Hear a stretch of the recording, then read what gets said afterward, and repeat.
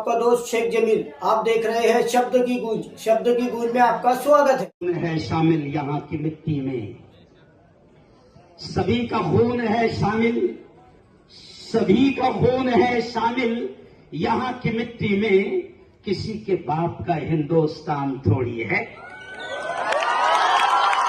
सभी का खून है शामिल, सभी का खून है शामिल यहाँ की मिट्टी में। किसी के बाप का हिंदुस्तान थोड़ी है।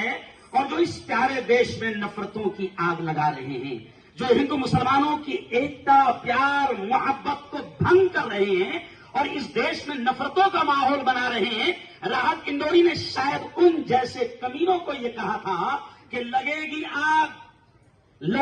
आग तो आएंगे घर कई जद में, यहां पे सिर्फ हमारा मकान थोड़ी है। आज की बहुत ही पवित्र सभा के अध्यक्ष, हम सबके लाडले शहीद नेता, जिन्होंने यहां रहकर, तुम्हारा नाम इतना बरकत वाला है कि तुम्हारा नाम अगर पंत प्रधान न लें तो उनको रोजी रोटी नहीं मिलेगी। और बरकत वाला होने से ये समाज जो है बहुत पुण्य समाज है, बड़ा बरकत वाला समाज है कि इनकी दुकानदारियां चल रही है सिर्फ मुसलमान के नाम पर, मुसलमान के खिलाफ नफरतें फैलाकर। लेकिन चलिए आइए, शॉर्ट में मैं कहूंगा कि हमको इस देश को नफरतों से बचाना है। कहो इंशाअल्लाह। यहां किसी शायर ने कहा था, और आज मैं इस स्टेज से बीजेपी और पंत प्रधानमंत्री को, योगी आदित्यनाथ को, अमित शाह को यह पैगाम दे रहा हूं कि सुनो, ये देश बड़ा प्यारा है। अगर लड़ाओगे, नफरतें पैदा करोगे, तो किसी शायर ने कहा था साहब कि हवेली झोपड़ी सबका मुकद्दर फूट जाएगा। हवेली झोपड़ी सबका मुकद्दर फूट जाएगा अगर ये साथ हिंदू और मुस्लिम छूट जाएगा। अरे दुआ करो ये प्यार के रिश्ते रहे कायम। ये रिश्ते टूट जाएंगे तो भारत टूट जाएगा। हम बीजेपी को हराकर नफरतों को हराएंगे। काय को हराएंगे? अब हम नफरतों की राजनीति चलने नहीं देंगे। हम बेरोजगारी को आगे बढ़ने नहीं देंगे। वो कह रहे हैं कि अगर कांग्रेस आती है, वो कह रहे हैं कि इंडिया अलायंस आती है तो तुम्हारे मंगलसूत्र भी चले जाएंगे।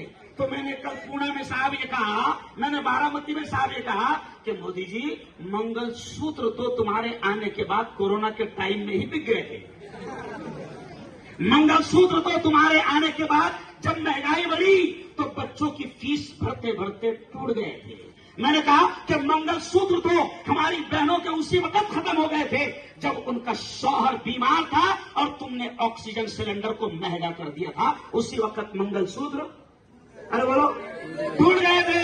मंगलसूत्र कमाल की बात है कि जो खुद अपने मंगलसूत्र की हिफाजत नहीं कर सका, उसको सबके मंगलसूत्र की फिक्र होता है। जो खुद अपने मंगलसूत्र की हिफाजत नहीं कर सका तो उसको दूसरों के मंगलसूत्र की हिफाजत करने सता रही है। मैंने तामापुर में भी कहा कि भैया तू हमारे मंगलसूत्र की फिक्र मत कर, तू वापस गुजरात जा, हम इंतजाम कर रहे हैं।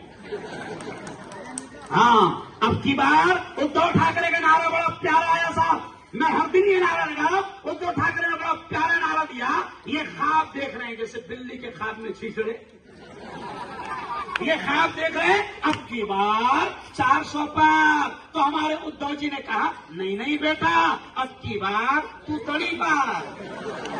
बोलो से, अब की बार तू, मजमा बोलना चाहिए, अब की बार तू, अब की बार तू तड़ी पार। और ये भी सुन लो कि ये जो नफरती फैलाई जा रही है, कसम खुदा की, ये कोरोना वायरस से भी ज्यादा डेंजर है।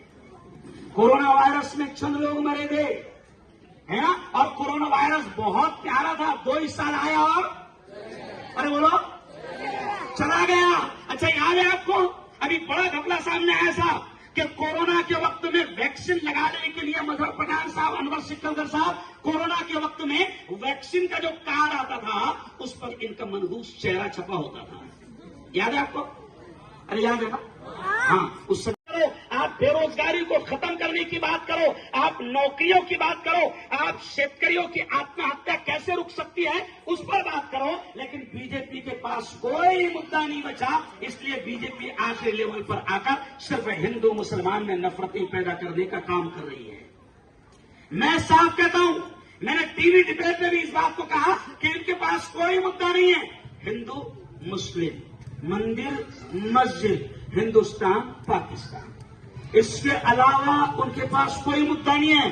बल्कि मुसलमानों में तो आपसे ये कहता हूं कि तुम्हारा नाम इतना बरकत वाला है कि तुम्हारा नाम अगर पंत प्रधान न लें तो उनको रोजी रोटी नहीं मिलेगी। वो बरकत वाला नाम है सर। ये समाज जो है बहुत पुण्य समाज है, बड़ा बरकत वाला समाज है कि इनकी दुकानदारियां चल रही है सिर्फ मुसलमान के नाम पर, मुसलमान के खिलाफ नफरतें फैलाकर। लेकिन चलिए आइए, शॉर्ट में मैं कहूंगा कि हमको इस देश को नफरतों से बचाना है। कहो इंशाअल्लाह। जी हाँ, किसी शायर ने कहा था और आज मैं इस स्टेज से